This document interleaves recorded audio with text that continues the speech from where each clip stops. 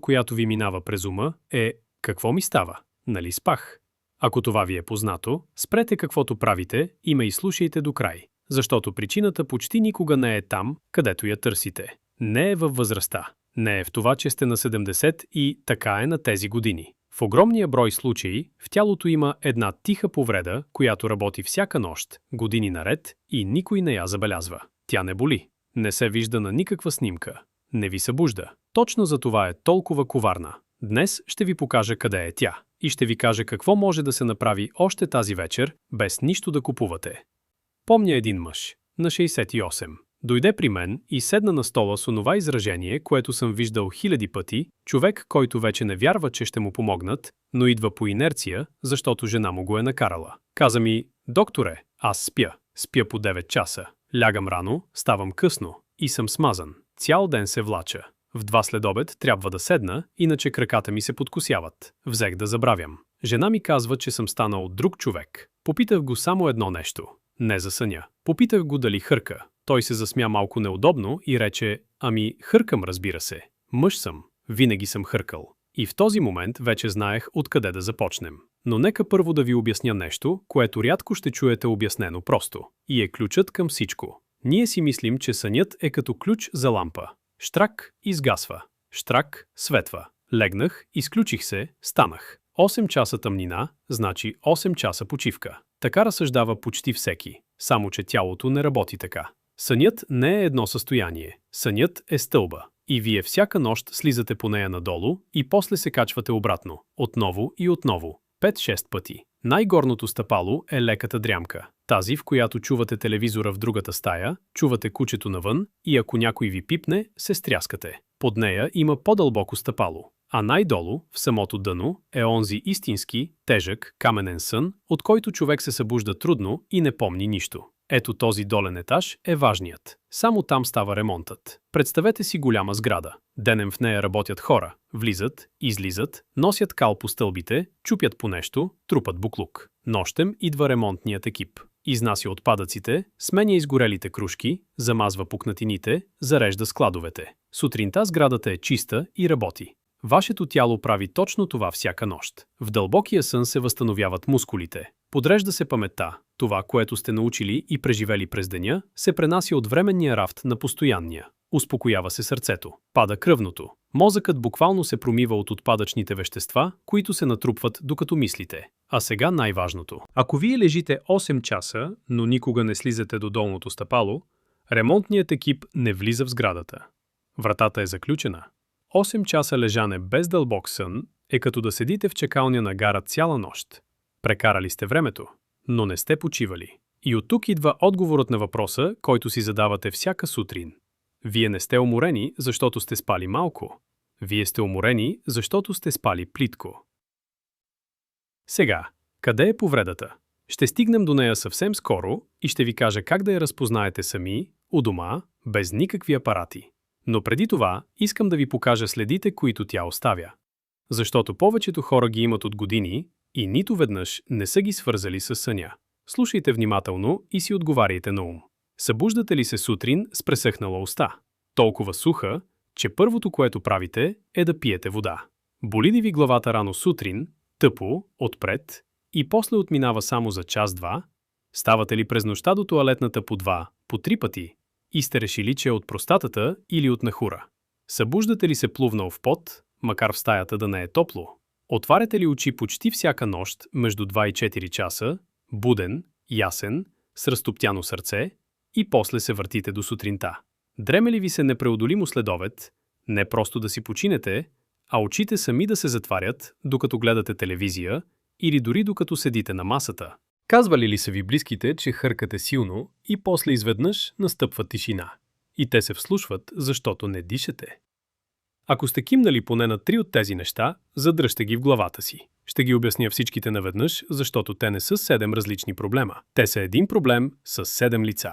И ето я повредата. През нощта, когато заспите, всички мускули на тялото ви се отпускат. Това е нормално и правилно. но заедно с тях се отпускат и мускулите в гърлото, тези, които държат дихателния път отворен. С годините тъканите там стават по-меки, по-отпуснати, губят стегнатостта си. Точно както кожата на ръцете ви вече не е като на 40. Същото се случва и вътре, само че не го виждате в огледалото. И тогава в лежащо положение гърлото се стеснява, въздухът минава трудно, с усилие, през тесен процеп и се получава хъркането. Хъркането не е шум, хъркането е звукът на затруднено дишане. Но има и по-лошо. При много хора този процеп на моменти се затваря напълно. За 10 секунди. За 20. Понякога за повече. Гърдите се движат. Човекът се мъчи да поеме въздух, но въздух не влиза. И тогава мозъкът, който бди дори когато вие спите, надава тревога. Той не ви събужда напълно, вие нищо няма да си спомните на сутринта. Той просто ви дръпва нагоре по стълбата. От дълбокия сън към плиткия. Мускулите на гърлото се стягат за миг, пътят се отваря, човекът си поема шумно въздух, обръща се и продължава да спи. И после всичко започва от начало. Разбирате ли какво значи това? Такъв човек може да бъде издърпан нагоре по стълбата десетки пъти на час. Стотици пъти за една нощ. Той лежи неподвижно 8 часа, но всеки път, щом започне да слиза към ремонтния етаж, нещо го дърпа обратно. Той никога не стига до дъното. Ето защо се събужда с чувството, че изобщо не е спал. Защото в дълбокия смисъл на думата, той наистина не е спал. И от тук вече всичко се нарежда. Пресъхналата уста, защото цяла нощ е дишал през устата, борейки се за въздух. Главоболието сутрин, защото нощем кислородът е падал, а въглеродният двуокис се е качвал. Ставането до тоалетната, защото при това нощно напрежение бъбреците работят по друг режим и произвеждат повече урина. Потенето, защото тялото е било в тревога, а не в покой. Сърцето, което бие на пресекулки нощем. Високото кръвно, което сутрин е най-високо. Забравенето, разсеяността, думите, които не идват на езика, защото паметта се подрежда точно долу, на онова стъпало, до което човекът не стига от години. Един единствен скрит дефект. И толкова последствия. Сега вече знаете какво търсим. Но искам да ви кажа честно, това е само едната половина от историята. Има и втора, по-тиха причина, която засяга дори хора, които изобщо не хъркат. И тя обяснява защо толкова много от вас се будят точно към 3 през нощта. Ще стигна и до нея, обещавам, и ще ви изненада какво стои зад нея. Преди това, една малка човешка молба. Ако до тук ви кимнахте поне веднъж, натиснете палеца нагоре под видеото. Не за мен. За да стигне това обяснение до вашия съсед, до вашата сестра, до онзи човек, който всяка сутрин се събужда разбит и си мисли, че така му е писано. Много хора са живели с този проблем 30 години, без никой да им го обясни с прости думи. Един ваш палец може да им го обясни днес. А сега, 3 часа през нощта. Има един тип събуждане, който е съвсем различен от предишния. Човекът заспива нормално. Спи 2-3 часа спокойно. И изведнъж, очите се отварят сами. Умът е бистър, сърцето бие малко по-бързо. Понякога има леко треперене, лека тревога, чувство за нещо неспокойно в стомаха. И после, часове въртене, тежки мисли, поглеждане на часовника, ядосване, че утре ще си съсипан. Ето какво стои зад това много често. Вечерта много хора от нашето поколение ядат по един от 2 начина. Или почти нищо, една филия, чаша чай, да не тежи. Или обратното.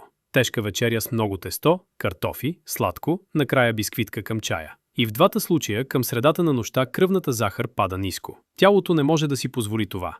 Мозъкът се храни с захар и не търпи глад. Затова изпраща аварийни сигнали. Отделят се хормоните на тревогата, за да вдигнат захарта от запасите. Те си вършат работата отлично, но имат страничен ефект. Те събуждат. Те са направени, за да събуждат. И вие отваряте очи в 3 без четвърт, без никаква видима причина, с разтоптяно сърце и с тревога, за която дори не можете да намерите повод. Търсите психологическо обяснение. Мислите си, че сте нервен човек, че се притеснявате за децата, за пенсията, за здравето. А всъщност, тялото просто ви е събудило, за да си вземе гориво. Тежката вечеря пък прави друго. Пълният стомах в легнало положение притиска нагоре. Съдържанието му се връща към хранопровода, гърлото се дразни, кашля се, диша се по-трудно и пак същото. Човекът бива издърпан нагоре по стълбата. Има и още нещо, за което трябва да се говори честно, макар да не е приятно. Много хора пият по чашка вечер, за да заспят по-лесно. И наистина заспиват по-лесно. Това е най-измамният приятел на съня, който съществува. Алкохолът ви изключва бързо, но след 2-3 часа, докато тялото го разгражда, той прави точно обратното. Разбива нощта на парчета, лишава ви от дълбоките етапи и отпуска гърлото допълнително, така че хъркането и спиранията се задълбочават. Човек заспива по-бързо и почива по-зле. Всяка нощ. Години наред.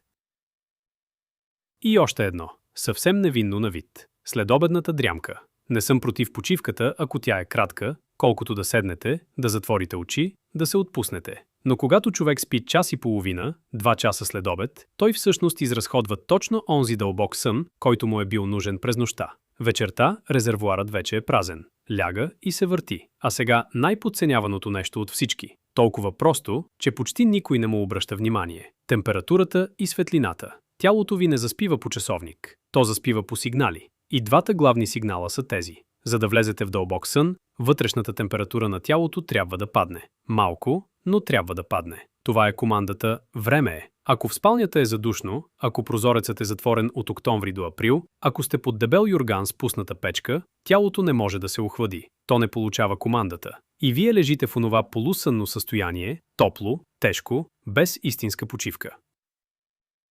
Затова има един стар и много верен трик, който сигурно ви е познат от майка ви. Топла вана или топли крака преди лягане. Изглежда обратно на логиката, нали трябва да е хладно, но точно това е номерът. Топлината разширява съдовете по кожата, кръвта отива към повърхността, тялото изхвърля топлина навън и вътрешната температура пада по-бързо. Топлите крака под завивката правят същото. А светлината е другата команда. Вашият вътрешен часовник не се сверява по будилника. Той се сверява по светлината, която очите ви виждат сутрин. Ако сутрин излезете навън и погледате около 10 минути естествената дневна светлина, дори в облачен ден, часовникът тръгва. И вечерта, 12-14 часа по-късно, сънливостта идва сама. А ако човек прекара целия ден на закрито, при слаба лампа, и вечерта седи пред ярък екран до полунощ, часовникът не разбира кога е ден и кога е нощ.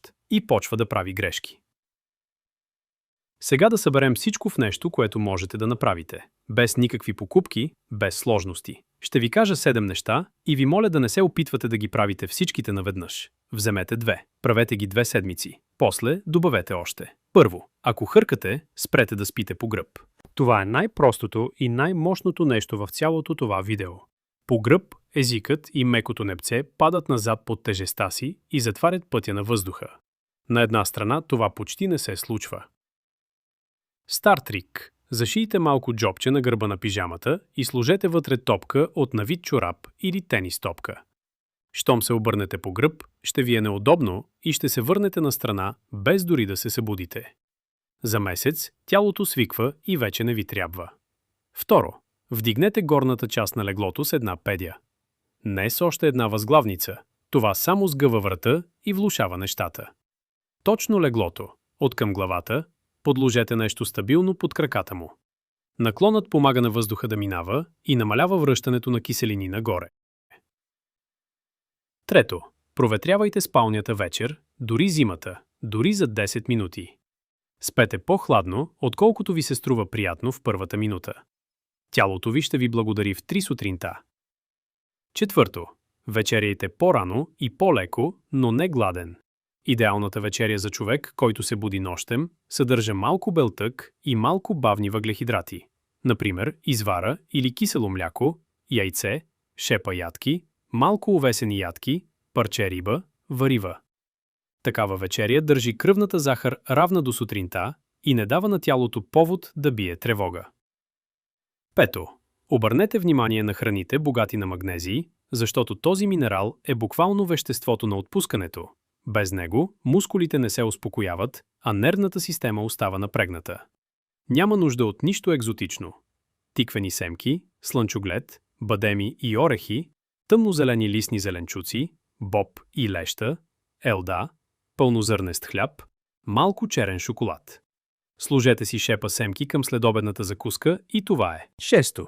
Вечерният ритуал. 1 час преди лягане намалете светлината в стаята, не гасете, а намалете лампион вместо полилей. Ако гледате телевизия, седете по-далеч и намалете яркостта. Топла вана или само топли крака. Чаша слаб билков чай, липа, лайка, маточина, малко валериан. И най-важното – легнете по едно и също време. Тялото обича повторението повече, отколкото обича правилата. Седмо. Дишането. Като лежите вече в леглото, дишайте бавно и правете издишването по-дълго от вдишването. Вдишвате през носа, спокойно, и издишвате бавно, дълго, през леко присвити устни, сякаш духът е свещ, без да я гасите. 10 такива дишания.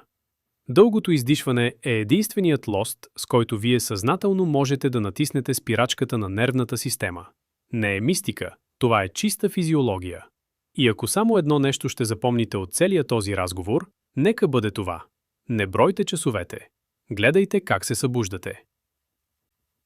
Ако ви е полезно това, което правим тук, абонирайте се. Пиша тези разговори за хора, които са уморени да им казват «това е от възрастта» и да ги отпращат.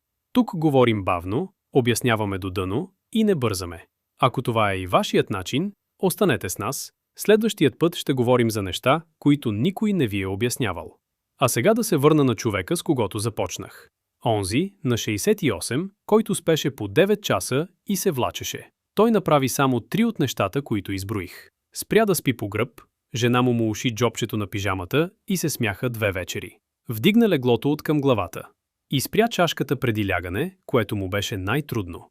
Върна се след около 2 месеца. Влезе в кабинета и аз го погледнах. Знаете ли, ние, лекарите, гледаме първо очите. Не защото сме проницателни, а защото умората седи там и не може да се скрие. И неговите очи бяха други. Не по-млади, по-будни. Каза ми едно изречение, което помня и до днес. Каза: докторе, аз забравих какво е това.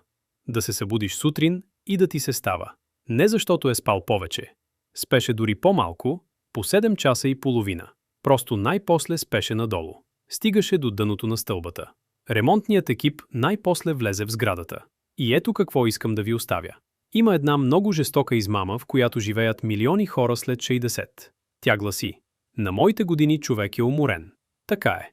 И под тази измама се крият години, в които човек можеше да бъде бодър, ясен, силен, да помни имена, да има търпение с внуците, да има желание за нещо. Умората не е възраст. Умората е сигнал. Тялото не се оплаква без причина. То никога не го прави. Когато ви казва всяка сутрин в продължение на години едно и също нещо, то не мрънка. То чука на вратата. И най-хубавото в цялата тази история е колко евтин е ремонтът. Не се иска нищо скъпо. Не се иска нищо сложно. Иска се да обърнете тялото на една страна, да пуснете въздух в стаята, да излезете сутрин на светло и да не оставяте стомаха си празен през нощта. Тази нощ имате една възможност. Само една, но тя се повтаря всяка вечер до края на живота ви. 8 часа, в които тялото ви или ще се ремонтира, или ще се бори за въздух. Изберете какво да прави. И утре сутринта се събудете и се вслушайте в себе си. Не в часовника, а в себе си. Тялото ще ви каже преди да сте станали от леглото.